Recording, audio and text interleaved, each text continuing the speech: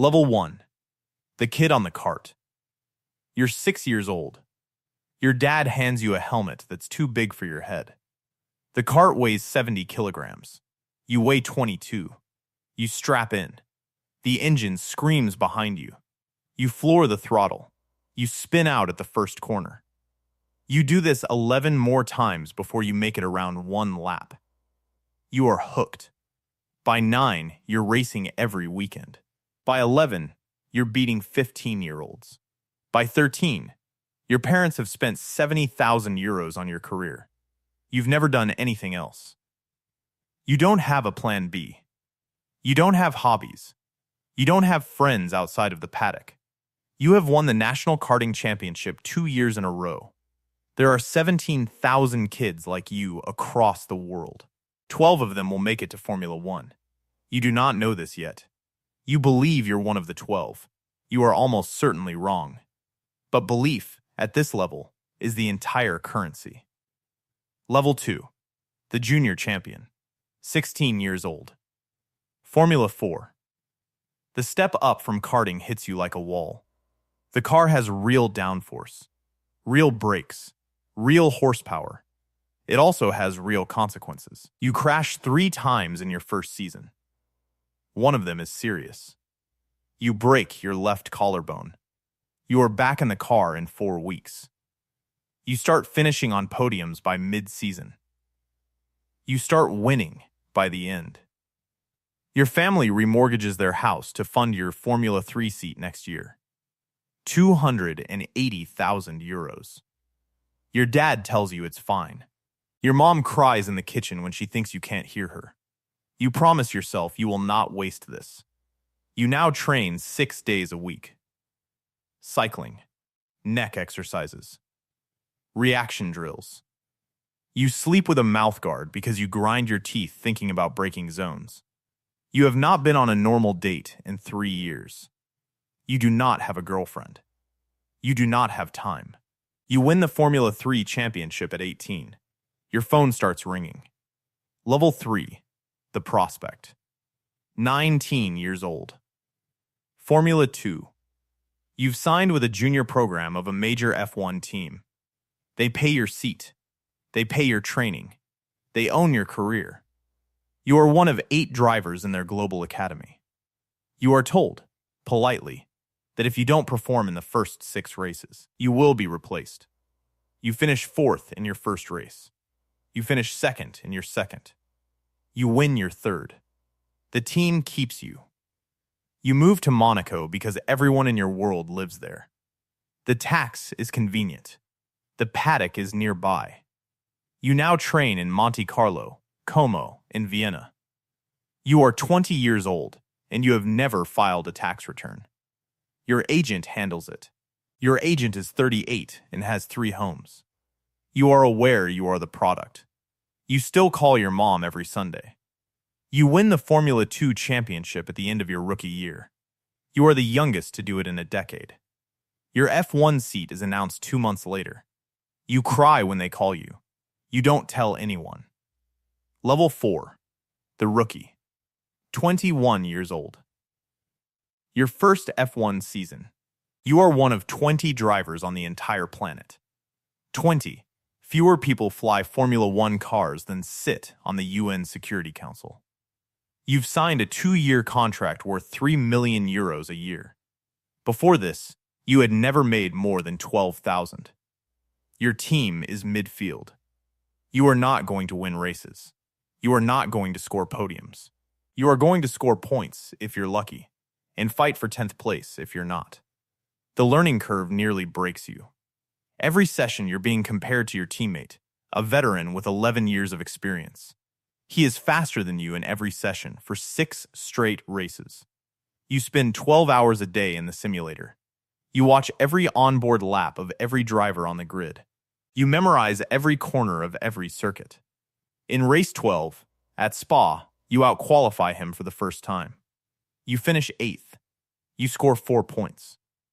Your engineer's voice on the radio is unrecognizable. Great job, mate. You get back to the garage. You take off your helmet. Your hair is soaked. Your race suit is soaked. Someone hands you a bottle of water.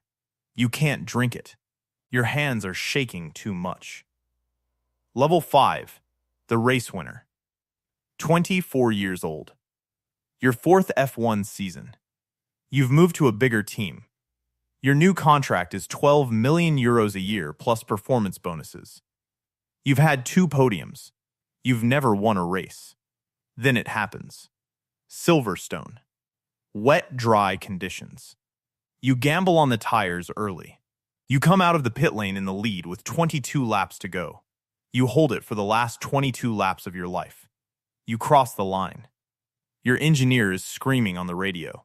You are crying inside your helmet. You cannot make words. You get out of the car. Your team lifts you onto their shoulders. The crowd is deafening. You spray champagne on the podium. You do not drink champagne. You've never had one full glass of alcohol in your life. Your body cannot afford it. That night, you go back to your hotel room. Alone, you order a plain grilled chicken salad from room service. You watch replays of your own race on your iPad. You are 24. You have just won a Formula One race. Nobody in the world sleeps well after their first win. You don't either. Level 6. The world champion. 27 years old. Your 7th F1 season. You are now driving for one of the top 3 teams. You are paid 42 million euros a year. You have 31 race wins. You are fighting for the world championship for the first time. It goes down to the final race in Abu Dhabi. You need to finish 2 positions ahead of your rival, no matter what. You qualify on pole. You lead every lap. You cross the line as world champion. You are 27 years old. You have joined a club of 34 people in the history of the sport. You are now a name people write books about. The next morning, you cannot get out of bed. Not because you're hungover, because your body has finally accepted that the season is over. Every muscle collapses at once. You call your mom. She answers crying. She's been up all night. You tell her you love her. You tell her thank you. She tells you she's proud of you. For the first time in 20 years, you sleep without setting an alarm. Level 7. The legend. 34 years old. You retire at the end of the season. You have won 3 world championships. 67 race wins. You are considered one of the top 10 drivers in the sport's history. You have permanent hearing damage in your left ear. Your neck aches when you turn it too quickly.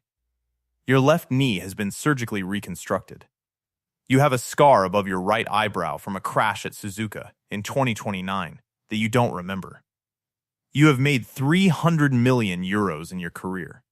You will make 90 million more in sponsorships over the next decade. You marry the woman you have been quietly dating for 6 years. She is a doctor. She's never watched a full race of yours. This is one of the reasons you love her. You buy a house in Switzerland. You buy a farm in Portugal. You buy your mom the house she always wanted. You are done. For the first time since you were 6 years old, you have nothing to do on a Sunday. You wake up. You make coffee. You sit on the porch and watch the mountains. The strangest sound in the world, you realize, is the silence. For 28 years, every Sunday was a countdown to lights out. 28 years of adrenaline. 28 years of pressure. 28 years of being watched. Now, nothing. A neighbor waves at you from across the road. You wave back. He doesn't know who you are. He recently moved from Sweden. He works in agriculture. You like this. You will attend Grand Prix occasionally. You will be interviewed on the grid before races. Younger drivers will come up to you and ask for advice.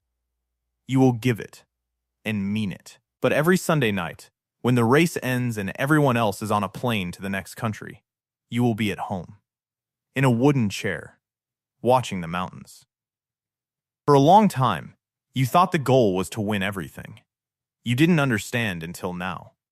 The goal was to leave with your hearing, your marriage, your mother, and enough of a life left over to enjoy the silence.